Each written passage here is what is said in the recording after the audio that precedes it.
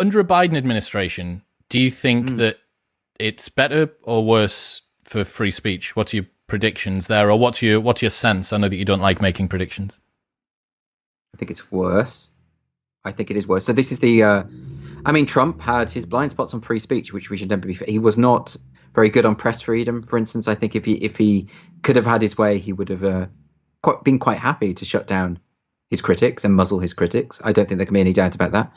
I think the risk with Biden is that he, I mean, I remember having a lot of discussions before the election, and a lot of people who were voting Biden were sort of saying, well, these fears that he's going to be a woke person. He was voted in because he's the non-woke candidate, right? That's why we don't have Elizabeth Warren in the White House, because wokeness doesn't win votes. Let's face it. This is why Kamala Harris had to drop out the primary so early, because she just wasn't popular.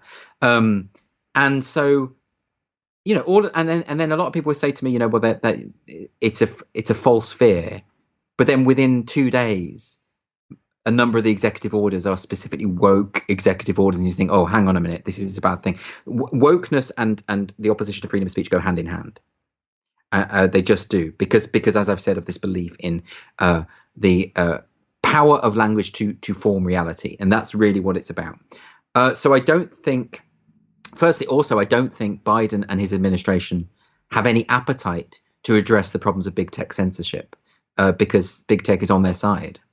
At the moment, it's very myopic, because if you go into the future, they should be thinking long term here. They don't want to set these kind of precedents. So there's that. There's also a movement, as you know, in America, to have the First Amendment changed, amend the amendment so that hate speech is not protected speech. But of course, hate speech as a formulation is just, as I say in the book, it's a kind of fudge to deal with, or to suggest that speech that you don't like is not subject to constitutional protection. That's all that is. So, which is why I argue in the book, was one of the arguments that I imagine is going to get me in a bit of trouble, is that I think all hate speech laws ought to be repealed, and that there is no place for hate speech laws on any statute books in a liberal democracy. And I think under Biden and his administration, the problem of hate speech is going to get worse, as it seems to be in this country a little bit. You've got the Law Commission pushing now for further hate speech regulation, when what they should be doing is dialing existing legislation back, and they're going the other way. The SNP, of course, in Scotland, under Humza Yousaf, the Justice Secretary, who, as far as I can see, is a kind of maniac, who thinks that you should prosecute people in their own homes for things that they say. I mean, this is properly authoritarian stuff. Like, even a lot of people on the left are like, oh, hang on a minute, this is too much. This is it's scary stuff. And the problem is, we need to. I was talking to a politician about this the other day. We need to find a way for politicians to be brave enough just to stand up and say, because it sounds like you're saying, I want everyone to be able to be hateful. I want everyone to say hateful things. And you're not saying that. You're talking about a much bigger picture about free speech, and about the fact that the state has no place deciding what its citizens can and cannot say, because that way tyranny lies. So it's going to take a brave politician. It's always takes a degree of courage to defend free speech, because what you're doing is you're defending the rights of unpleasant people to say unpleasant things as a corollary of what you're doing, inevitably, because speech that isn't controversial doesn't require protection. So it's difficult. And that's why I emphasize in the book that if you're defending someone who is saying something that's utterly reprehensible, you should also make the point, just strategically, just make the point that you don't agree with what they're saying and you find it reprehensible. Be clear, because otherwise people will use it against you. They'll do it anyway, by the way.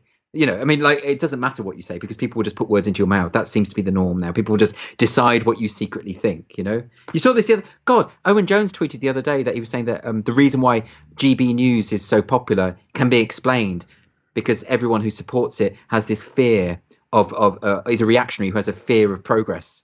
So what you've done is you've just decided what's going on in the minds of all these millions of people about a program that doesn't even exist yet, that you've also just decided what it's about. It's this insane degree of entitlement. I think it's demented. The idea that you think you know what's going on in anyone's heads is on the face of it absurd. But to just casually diagnose millions of people with your COD psychology over Twitter, I can't imagine being that entitled, that narcissistic, for God's sake. Just before I'd sent a tweet, I'd be thinking, should I? should I be advertising the fact that I think I'm better than everyone else and can decide on their behalf what they're secretly thinking? Should I tweet that? Or should I have a little bit of fucking humility? Well, not everyone has that. The thing that I can't get out of my head is I don't meet people like Owen Jones or anybody else. I don't meet a Decker Aitkenhead. I don't meet these sorts of people that say these sorts of things, despite having met an awful lot of people. But Newcastle seems to filter out the maniacs in quite a good way. No one wants to come this far. Yeah, I don't know what it is. You have your own kind of maniacs, though. That's correct. Yeah, that is very true. And the thing that I always excuse it away in my own head by saying it's just for clout. Because now things that are sort of inflammatory and cause response, they garner momentum. And I know that can't be true. That's the best faith, potential that their words can have is that they're just using them and they don't believe them. Because if they believe them, this is a whole new magnitude of ridiculous foolishness. What you're doing there is you're trying to make sense of the inexplicable, and that's an understandable instinct. It's a noble pursuit, right? It is noble, and you're also giving them the benefit of the doubt, weirdly, by suggesting that they're maybe being disingenuous. You're saying they can't be as maniacal as they seem. So that's actually quite a positive thing that you're doing there.